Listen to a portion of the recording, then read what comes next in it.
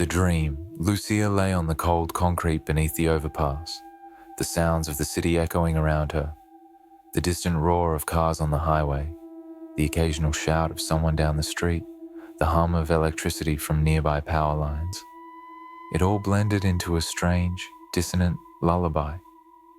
She closed her eyes, willing herself to sleep, though the sharp ache in her stomach and the gnawing fear in her chest fought against it. At some point, exhaustion won, and then came the dream.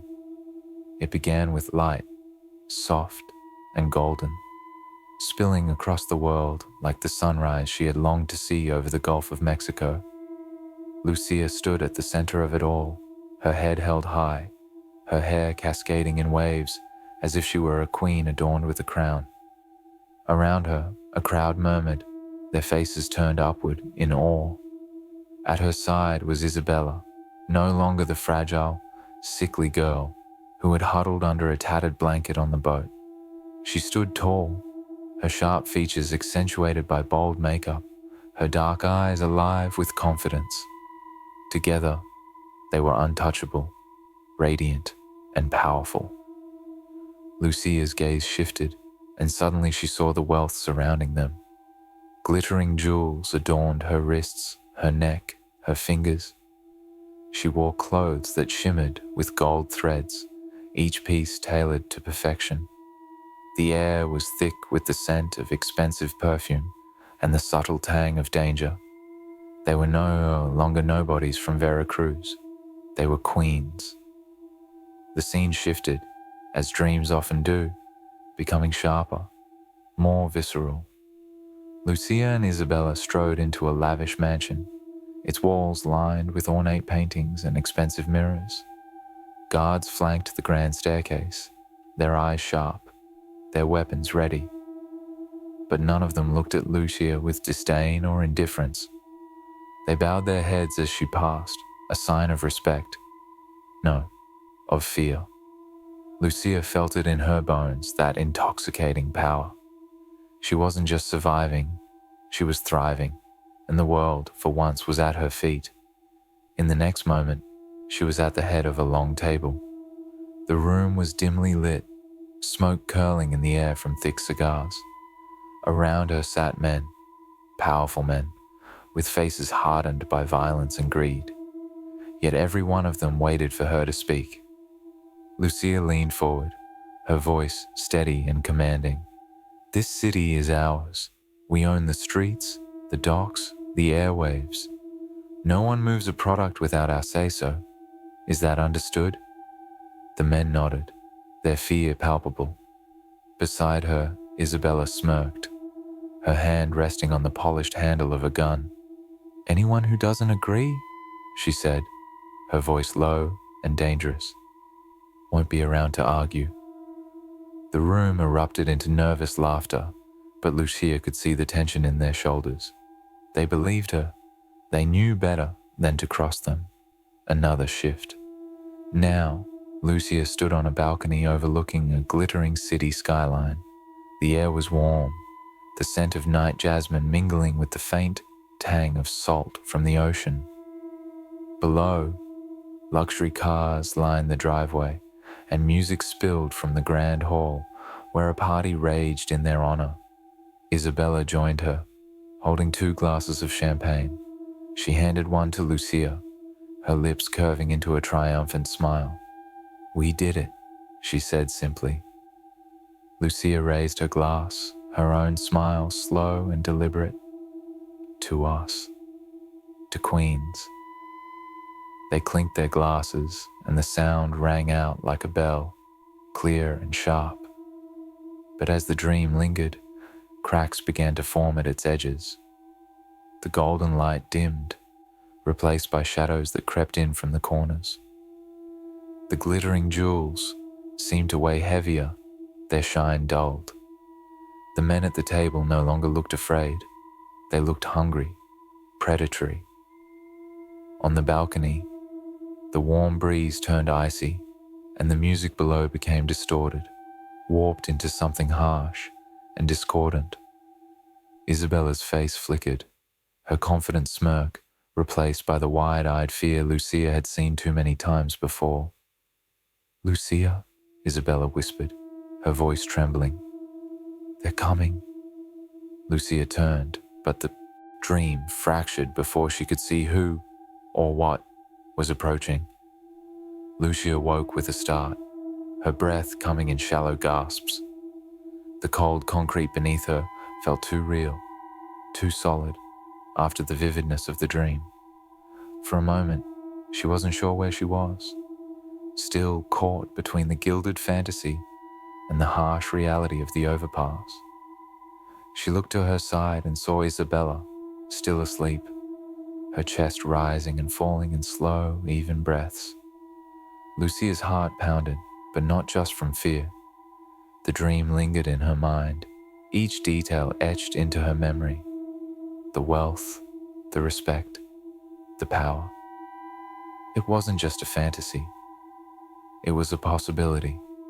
She reached out and gently touched Isabela's shoulder, her voice soft but firm. "Isa, wake up." Isabela stirred, her eyes fluttering open. "What is it?" she mumbled, her voice thick with sleep. "I saw it," Lucia said, her eyes blazing. "I saw what we can be, what we will be." Isabela frowned, confused. "What are you talking about?" Lucia leaned closer, her voice a low whisper. "Queens, Isa. We're going to be queens. No more begging, no more running. We'll have everything, money, power, respect. People will fear us." Isabela blinked, trying to process the words. "Fear us?" "Yes," Lucia said, her tone unwavering. "Because they'll know what we're capable of. No one will ever look down on us again." For a moment, Isabela said nothing. Then, slowly, a small, tentative smile tugged at her lips. "You really think we can do it?" Lucia nodded, the dream still burning in her mind. "I don't just think it, I know it, and I'll do whatever it takes to make it happen." The heat of the Miami sun pressed down like a heavy blanket, its relentless rays bouncing off the shimmering streets. The air was thick and heady, laced with the mingling scents of salt water, sizzling street food, and the faint tang of sunscreen carried on the occasional ocean breeze. Every step closer to the heart of the hood brought a symphony of sounds, music booming from car speakers, the shrieks of children playing, the rhythmic chatter of vendors hawking everything from fresh mango slices to cheap sunglasses. Lucia and Isabela moved through it like shadows, their thin frames and worn clothes marking them as outsiders amidst the vibrant chaos. But there was something about the city's pulse, its unapologetic energy, that made Lucia's chest tighten, not with fear, but with the faint flicker of cautious hope. They had made it. The streets were alive with movement, a kaleidoscope of color and sound. People in bright summer clothes strolled arm in arm, their laughter carried on the breeze. Others lounged by the beach, their sun-kissed skin glistening as they sipped drinks from sweating plastic cups. The golden sand stretched out like a promise, the ocean beyond a brilliant blue that sparkled under the sun's harsh glare. It was a scene plucked from a dream, too perfect to be real. "This place is beautiful," Isabela said softly, her wide, dark eyes drinking in every detail. Lucia turned to her friend, the smallest of smiles breaking through her usual guarded expression. "Yeah," she murmured. "I think we made the right choice, Isa." They found a bench near the water, its once vivid paint now faded and peeling under years of sun and salt. But it was sturdy, and they sank onto it gratefully, their legs aching from the endless walking. For the first time in what felt like forever, they let themselves simply sit and watch. Families crowded the sand, their voices mingling in a chaotic harmony. Couples strolled along the water's edge, their shadows long in the afternoon light. Children chased seagulls, their giggles piercing the air like music. It was almost enough to make them forget the horrors of the boat ride, the hunger that still gnawed at their stomachs, the uncertainty that loomed over their futures. Almost.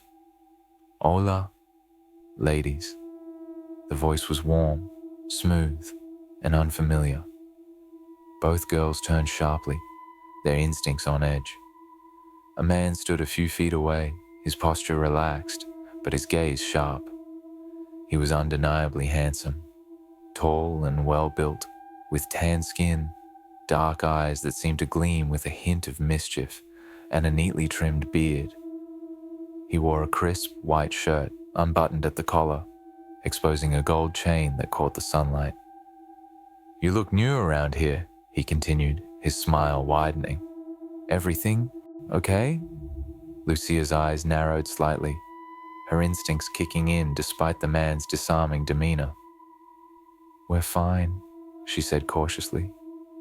But before she could say more, her stomach betrayed her with a loud growl. The man chuckled, a low, easy sound that somehow managed to set both girls at ease and on edge. "You sure? Sounds like you could use something to eat." He extended a hand. "I'm Javier, and I'm buying. Come on, no strings attached." Lucia hesitated, her guts screaming at her to refuse, but Isabella's face lit up at the mention of food, her exhaustion momentarily forgotten. "Please, Lucia," she whispered, "just this once." Lucia's shoulders sagged in reluctant agreement. She hated that their hunger made them vulnerable, but she couldn't deny Isabela the small comfort of a meal. Javier led them to a nearby food cart where the scent of fried dough and savory fillings made Lucia's mouth water.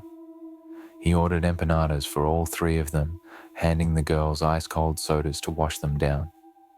As they ate, he kept the conversation light, asking about their journey, complimenting their beauty, and weaving tales of Miami life that sounded almost too good to be true. "You two are stunning," he said at one point, his eyes lingering on their faces. "I'm actually a model recruiter. I work with agencies around here, and I think you both have a lot of potential." Lucia stiffened, her guard rising again. "A recruiter?" Javier chuckled, his smile never faltering. "See, it's what I do, and I'm serious. You've got the look. If you're interested, I could help you get started, but first," he gestured to their clothes, still grimy from the journey, "you should clean up. I know a hotel nearby where you can freshen up. My treat." Lucia hesitated, her instincts battling with the seductive promise of clean clothes and a shower. "It's just to clean up," Isabela whispered, her voice tinged with desperation. "And maybe he's right. What if this is our chance?" Against her better judgment, Lucia nodded. The hotel lobby was pristine, its polished floors reflecting the soft glow of overhead chandeliers. The air was cool and fragrant, a welcome contrast to the oppressive heat outside. Javier led them to a room on the third floor, its simple elegance a world away from the squalor they had grown used to. "Make yourselves at home," he said with a grin, ordering room service as he handed them fresh clothes he claimed were from his connections. The girls took turns in the bathroom, the hot water washing away layers of grime and exhaustion.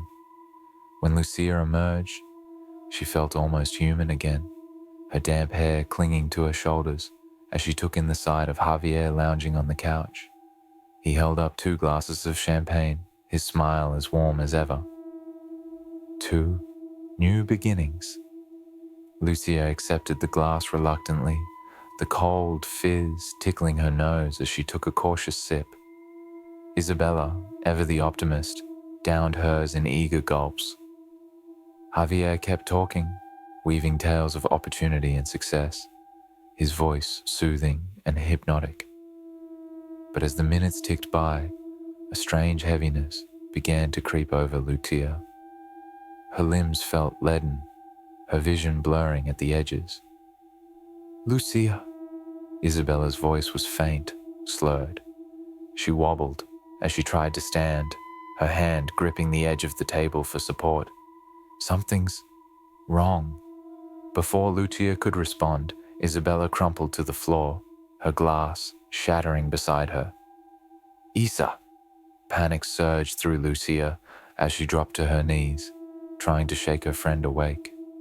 But her own body betrayed her, her movements slow and clumsy. Javier's voice cut through the haze, calm and cold. "Don't fight it. Just relax." Lucia's head snapped up, her eyes locking on Javier's face. The warmth was gone, replaced by something sharp and predatory. She tried to stand, to lunge at him, but her body refused to obey.